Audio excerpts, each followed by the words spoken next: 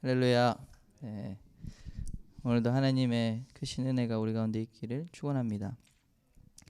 요한복음 9장 13절에서 23절까지 오늘 말씀입니다. 보고도 믿지 않는 사람들, 불신앙에 대한 오늘 주제로 이야기하면 좋겠습니다. 왜 안 믿을까? 네, 왜 사람들은 믿지 않을까에 대해서 한번 살펴보겠습니다. 그 13절부터 이렇게 이야기가 어제와 연결됩니다. 그들이 전에 맹인이었던 사람을 데리고 바리새인들에게 갔더라. 그들이 누굴까요? 그들은 이 맹인된 나면서부터 소경된 사람, 맹인된 사람의 이웃일 것입니다. 그 전에 이 사람이 맹인으로 났던 것을 알고 있고 또 계속해서 이 거린으로서 구걸하는 것을 알고 있고 보았던 그 사람들. 동네 사람들이겠죠. 근데 생각해 보세요.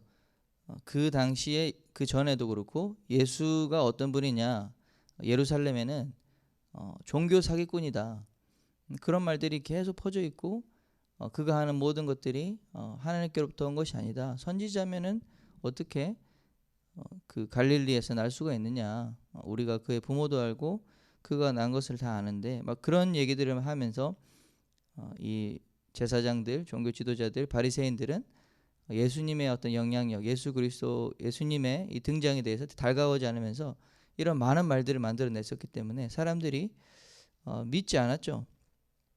종교 사기꾼인데, 근데 어떻게 이런 분명히 우리가 나면서 이 사람은 태어나면서부터 보지 못했던 사람인데 어떻게 이런 사람이 고칠 수 있었지?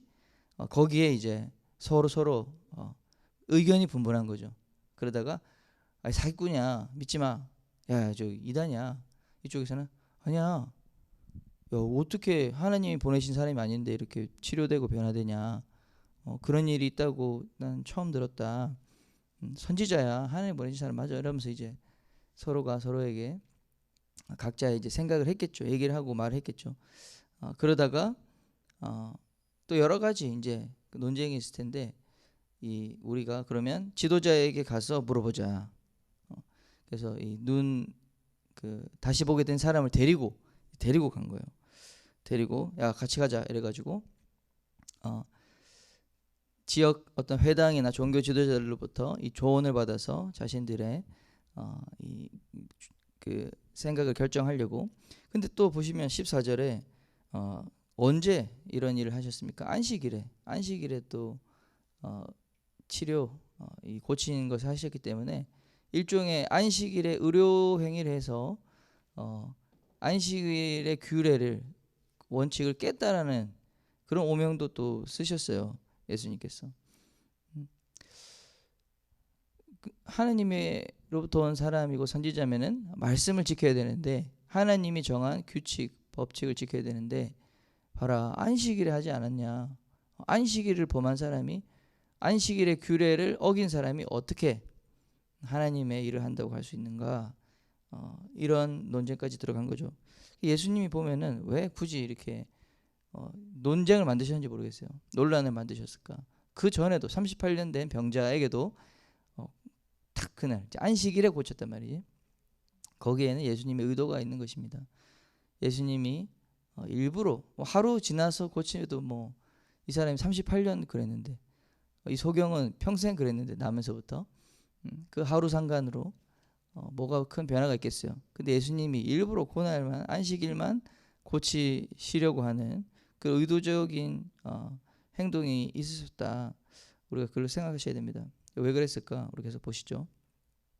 16절에도 보시면 그래서 이제 가서 물어봤더니 15절에 16절에 이렇게 바리새인이 얘기합니다. 어떤 사람이 말하되, 그러니까 지도자죠. 바리새인은 종교 지도자, 영적 지도자들이 의견이 또 갈라졌어요. 어떤 사람은, 자 보십시오, 안식을 지키지 않느냐 했으니까 하나님께로부터 온 자가 아니라 하며, 어떤 사람은 말하되 죄인으로서, 만약에 죄인이라면 어떻게 이러한 표적을 행하겠느냐. 이제 분쟁이 이제 확대됐습니다.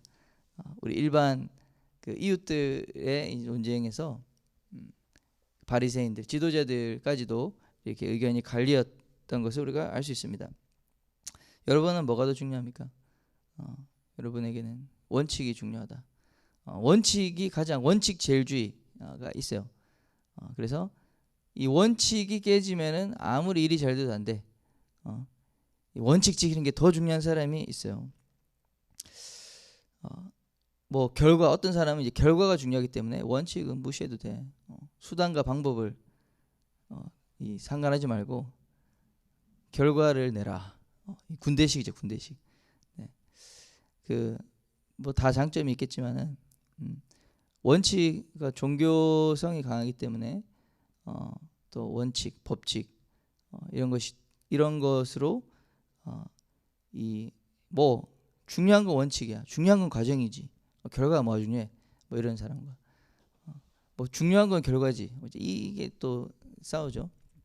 그래서 어저께 누구랑 얘기하는데 고 이제 현대 그 정주영, 네, 정주영 그 회장이죠. 그 사람이 제가 자취했을 때 서울에서 그 숭실대라고 동작구 그쪽에 이제 살았는데 그냥 몰랐어요. 그냥 길을 이제 밤에 혼자 걷다가 보니까 그 집 바로 한 5분 거리에 자취방 거기 싸거든요. 그 물가가 저렴해서. 근데 그쪽에 현대 아산 그 창업센터 이런 게 있어요. 근데 있는지 몰랐어.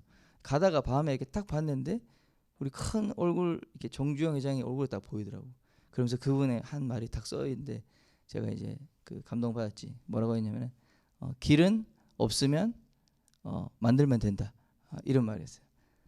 길이 막혔는가? 그러면은 만들면 된다. 이 사람은 뭐 진짜 불도저죠. 그래서 굴지의 회사를 만들어냈는데 그래서 여러분 뭐가 더 중요합니까? 여러분은 원칙주의자인가? 아니면 결과주의자인가? 근데 좀 중요하게 생각해서 둘 다 중요합니다. 둘 다 중요한데 이 모든 것은 어떤 우리가 하나님의 뜻을 이루는데 이제 부합한가 이제 그것을 봐야겠죠. 원칙을 지키려고 하는 사람들은 그 원칙을 만든 본질, 의미를 알려는 노력을 계속 해야 됩니다.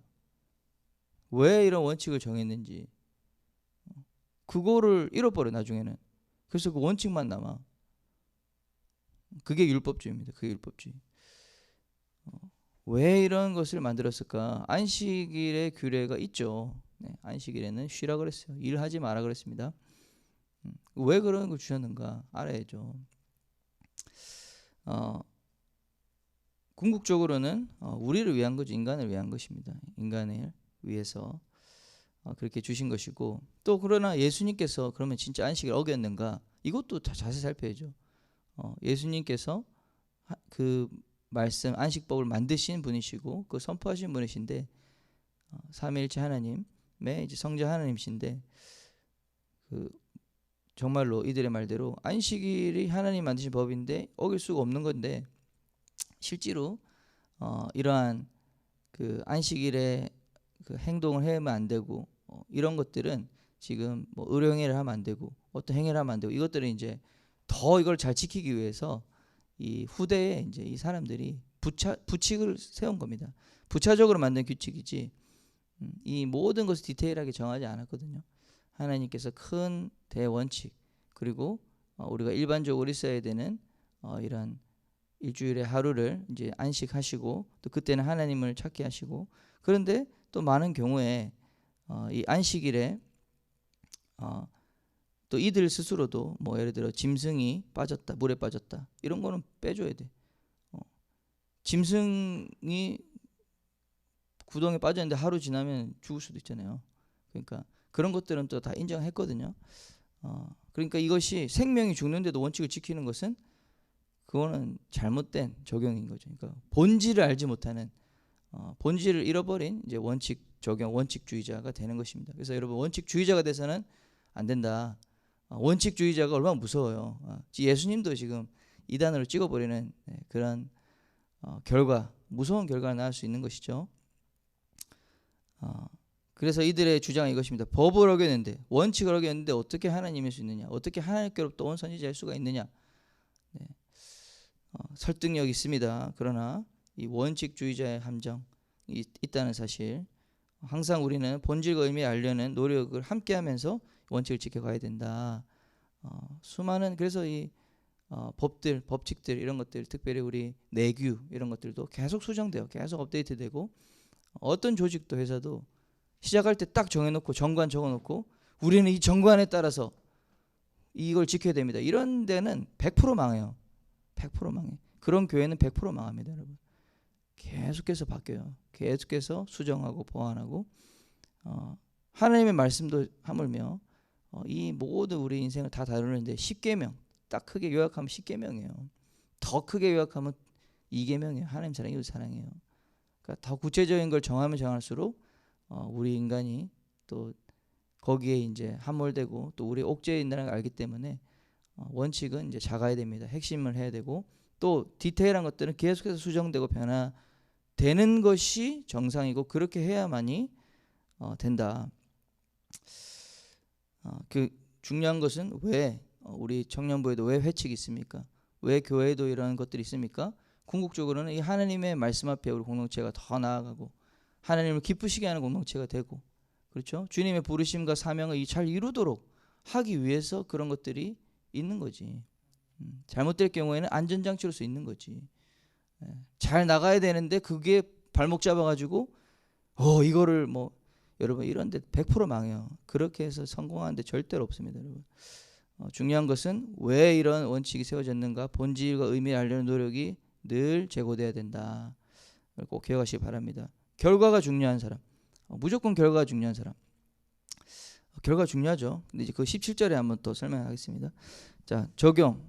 그래서 이제 여기서 우리가 또 한 가지는 이웃 사람들이 이 바리새인들이 갔는데, 그렇죠? 질문했는데 질문해봐야 이 논쟁만 더 있었어.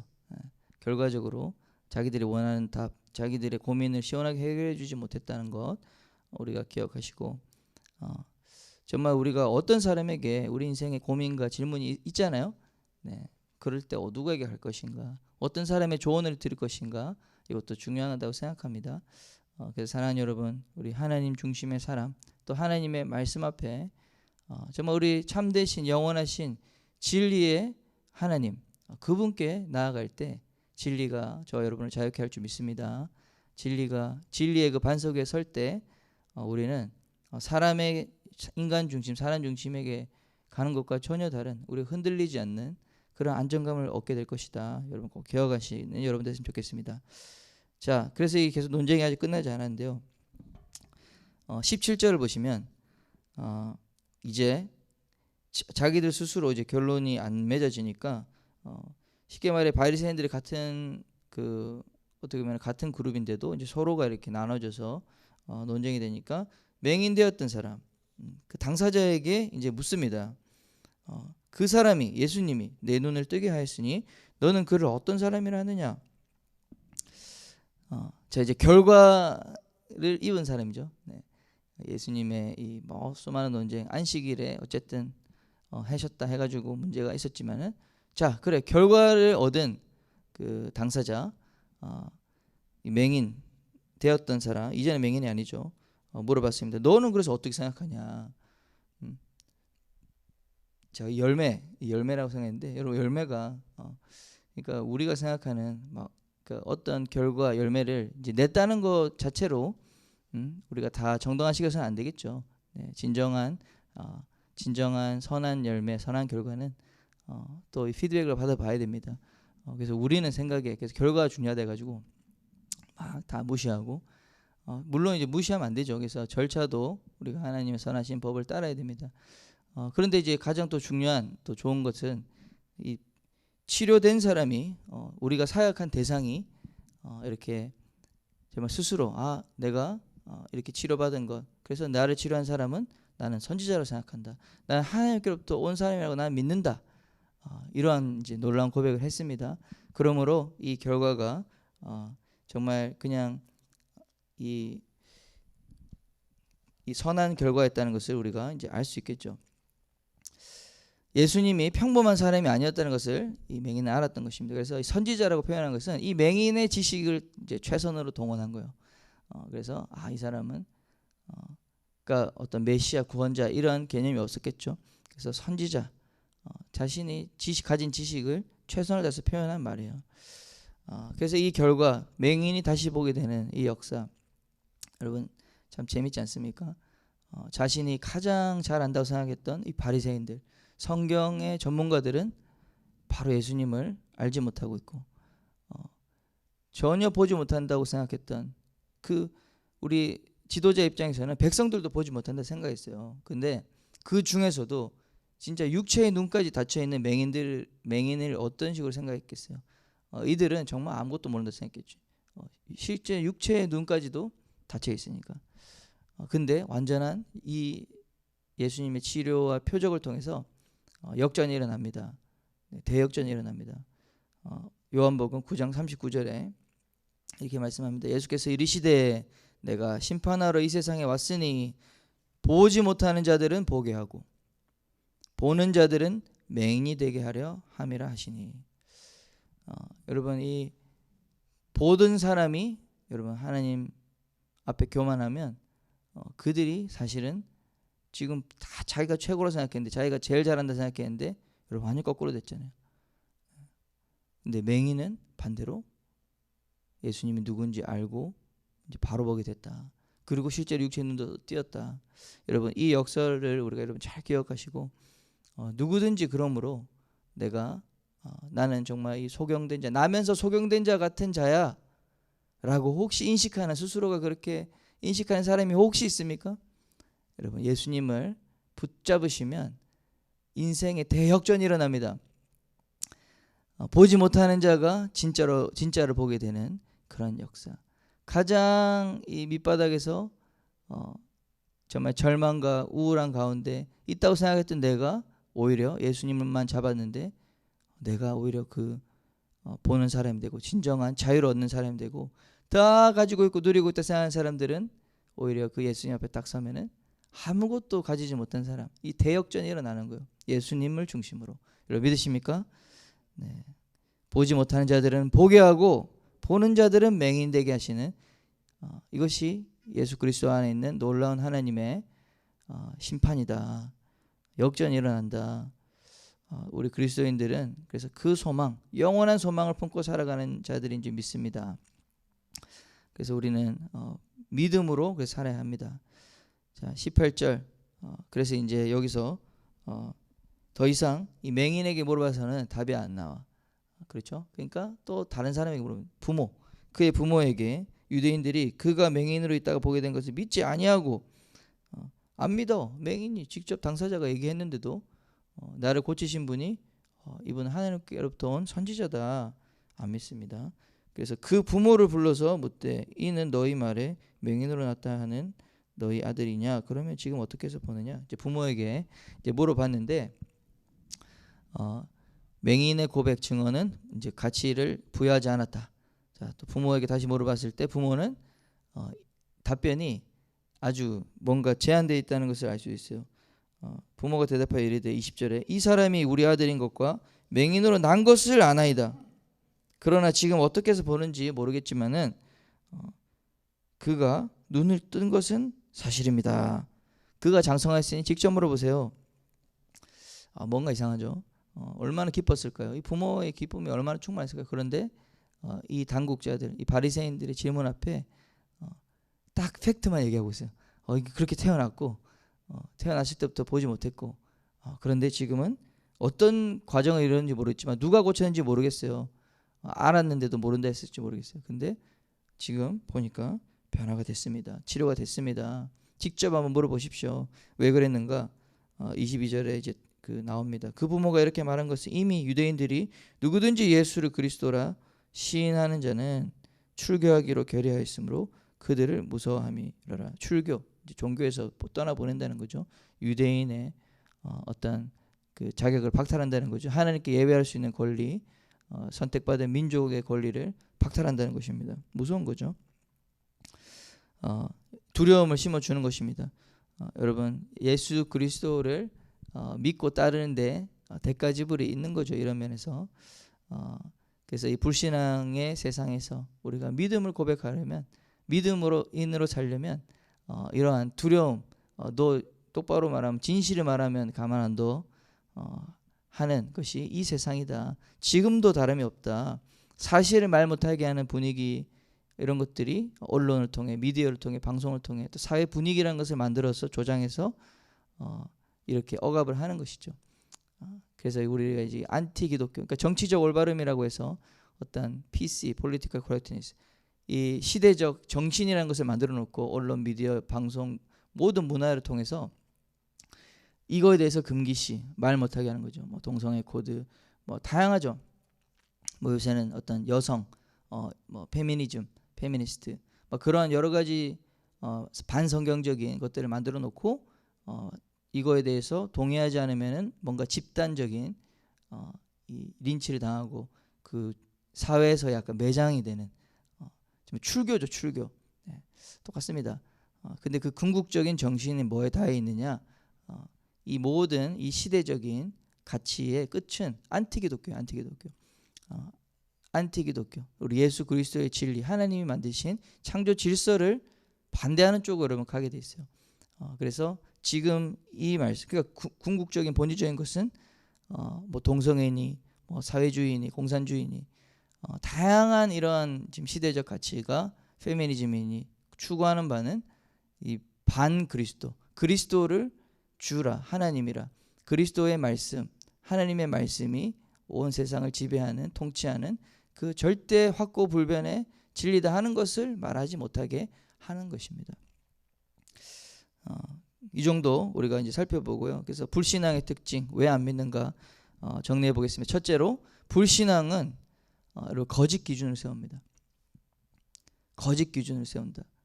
안식일이라고 하는 이 규례, 규칙을 절대적인 원칙으로, 그러니까 잘못된 기준을 먼저 세워놔요. 그리고 그 기준에서 맞춰서 때려 패는 거지. 그렇죠? 그래서 우리가 거짓된 기준이 세워지지 않도록, 그 뭡니까? 법이죠. 법치주의 사회에 법을 바꾼다. 두 번째, 불신앙은 언제나 더 많은 증거를 요구합니다. 그러나 결코 만족하지 않습니다. 먼저 이 당사자에게 물었을 때 답을 얻었잖아.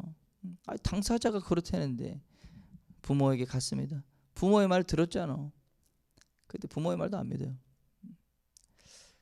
더 많은 증거. 근데 그 중에서 한 사람이 아닙니다라고 딱 하면은 이제 그 사람이 이제 스타가 되는 거지. 와, 이 진실을 말하는 사람, 거짓의 세상에서 진실을 말하는 사람이 나타났다면서 그 한 사람의 이야기를 이만큼 크게 만들고 또 그 나머지 진실을 말하는 사람들 입을 막는 거죠. 그거 말하는 사람 댓글 달아, 테러해. 이제 이렇게 되는 거죠. 그러니까 진실의 목소리는 줄어들고 거짓을 말하는 사람은 막 띄워주니까 거짓이 더 커지게 되는 거죠. 그렇습니다. 더 많은 증거, 자기들이 많은 증거를 요구하지만 자기들에게 맞지 않는 증거는 다 폐기해 버립니다. 세 번째, 주관적인 불신앙은 주관적 근거에 편향돼서 연구를 한다. 주관적인 근거에 편향된 탐구를 한다. 자기들이 딱 생각이 있는 거잖아. 이 사실 팩트만 지금 얘기하고 있는데 부모가 그 팩트를 생각하면은 변화가 있고 결과가 나온 거잖아요. 그런데 아니야. 절대 부정하고 싶은 거예요. 자기들의 어떤 편향적 생각이 그거에 맞춰서 이제 연구를 하는 것이죠. 그래서 그 다양한 이 시대 과학자라고 해도 연구자라고 해도 어떤 이 과학이라는 게 다 논리적인 것이 아니더라고요. 어떤 심리학, 과학 이런 것들이 다 사상과 이데올로기에 영향을 받더라고요. 그런 것들 우리가 기억하시고 나가야 된다. 그래서 우리가 어떤 신앙을 가지고 있느냐, 어떤 정신을 가지고 있느냐, 그거에 따라서, 그러니까 내가 믿는 바를 그대로 과학 연구로 발표를 해. 그렇게 한다니까요. 뭐 예전에 세종대, 제가 어제 알았어요. 저는 그 윤지성 교수인가, 뭐 페미니스트 교수 해가지고 뭐 몇 달 전에 난리가 났더만. 뭐 자기 논문이라고 막 썼는데 보니까 제가 봤을 때는 전혀 과학적이거나 논리적이지 않고 이게 자기 생각, 페미니즘에 딱 심취한 그 생각을 그 편향된 시각으로 세상을 보고 뭐 유튜버를 이렇게 보고 한 말을 성적 비하한, 여성 비하했던 그런 논문으로 확인, 뭐 자기가 교수로서 학자로서 쓴 논문에 막 쓴 거 봤는데 참 한심하다 이런 생각이 들었습니다. 주관성에 빠진다. 불신앙은. 자, 네 번째, 불신앙은 사실을 거부한다. 사실도 거부한다. 연결되어 있는 말이죠. 사실을 거부하면 안 되지. 자, 다섯 번째, 그러니까 팩트 체크가 다 달라. 자기들 말의 팩트 체크가 다 다릅니다. 그래서 팩트 체크도 여러분 믿으면 안 돼. 팩트 체크도 자기 원하는 대로 팩트 체크를 한다. 거짓말하는 사람들이 이런 책을 만들어요. 거짓 언론을 분별하는 법. 뭐 이런 식으로 해가지고 내가 이제 기겁을 했다니까. 그것을 쓴 사람을 보니까 와, 이 거짓말 하는 놈들이네. 근데 자기가 거짓말을 잘하니까 이 거짓말하는 그 어떤 글들을 분석하는 방법을 책으로 썼어. 그 뭐 기절하는 줄 알았어요. 교보문 거서. 다섯 번째, 불신앙은 자기중심적이다. 네, 자기중심적입니다. 그래서 우리가 왜 안 믿습니까? 왜 불신앙 가집니까? 그런 특징들, 거짓 기준을 세우고 더 많은 증거를 요구하고 그러나 안 믿고. 세 번째, 주관적 근거에 편향된 연구를 하고 사실을 거부하고 자기중심적이다. 오늘 이 바리새인들과 또 믿지 않았던 이 사람들의 이 특징들이 이제 그렇다는 것입니다. 사랑하는 여러분, 우리가 불신앙을 넘어서 우리 믿음의 사람들이 되시길 바랍니다. 여러분, 믿으려고 하면 보이는 것입니다. 그래서 먼저는 우리가 머릿속으로 이해가 잘 안 됩니까? 하나님의 선하심을 믿으시길 바랍니다. 하나님이 우리의 구원자시고 우리 아버지라는 사실, 변함없는 그 사실을 믿고 여러분 나아가시면 우리에게 일어나는 심지어 고난까지도 고통까지도 우리가 하나님의 그 선하시고 온전하신 기뻐하시는 그 뜻 안에서 해석이 될 줄 믿습니다. 하나님이 우리에게 복 주시려고, 우리를 살리시려고, 우리 모든 것이 합력하여 선을 이루느니라. 하나님을 사랑하는 자 안에서는 모든 일이 합력하여 선을 이루는 방향으로 하나님이 우리를 보호하시고 지켜주신다고 약속하셨습니다. 그것을 믿고 나아가시면 그것을 발견하게 될 것입니다. 그런 은혜가 오늘 여러분 가운데 충만하길 바랍니다. 기도하겠습니다. 하나님 아버지, 이 세상은 보아도 보지 못하고 들어도 듣지 못하는 불신앙의 세상입니다. 이 세상 가운데, 이 시대 정신 가운데 우리 청년들 귀한 믿음으로 아버지 주님을 보게 하시고 진리를 보게 하시고 아버지는 그 진리로 말미암아 참된 자유를 얻고 생명을 얻는 그런 귀한 역사가 있도록 역사 주옵소서. 예수님 이름으로 기도합니다. 아멘.